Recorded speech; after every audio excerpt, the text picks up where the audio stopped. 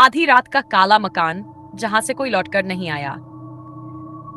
नमस्कार दोस्तों, मैं सुनीता श्रीवास्तव आपका स्वागत करती हूँ। अगर आपको डरावनी कहानियां पसंद हैं तो वीडियो को लाइक करें, चैनल को सब्सक्राइब करें और घंटी का बटन जरूर दबाएं। अब शुरू करते हैं आज की रोंगटे खड़े कर देने वाली कहानी।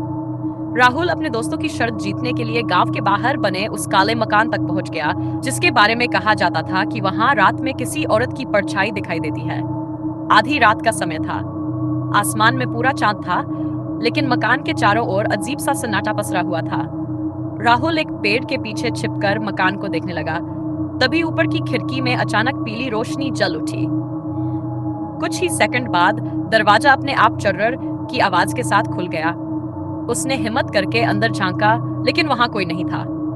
तभी पीछे से किसी औरत की धीमी आवाज आई, इतनी देर से मेरा इंतजार कर रहे थे, अब अंदर भी आ जाओ। राहुल ने डरते हुए पीछे देखा, मगर वहां कोई नहीं था। उसका दिल जोर जोर से धड़कने लगा। जैसे ही उसने फिर मकान की ओर देखा, दरवाजे पर एक काली परछाई खड़ी थी जिसकी आंखें लाल चमक रही थी। वह परछाई धीरे धीरे राहुल की तरफ बढ़ने लगी। राहुल पूरी ताकत से भागा, लेकिन उसे ऐसा महसूस हुआ जैसे कोई उसके बिल्कुल पीछे दौड़ रहा हो। अचानक उसके कान के पास फिर वही आवाज गूंजी, भागकर कहाँ जाओगे? अब तुम भी इस मकान के मेहमान बन चुके हो। अगली सुबह गांव वालों को पेड़ के पास सिर्फ राहुल का मोबाइल मिला। उस रात के बाद राहुल कभी वापस नहीं लौटा। लेकिन कहानी यहीं खत्म नहीं होती। कहते हैं, आज भी जब आधी रात को उस काले मकान की खिड़की में रोशनी जलती है तो कोई धीमी आवाज फुसफुसाती है, एक चला गया, अब दूसरे का इंतजार है।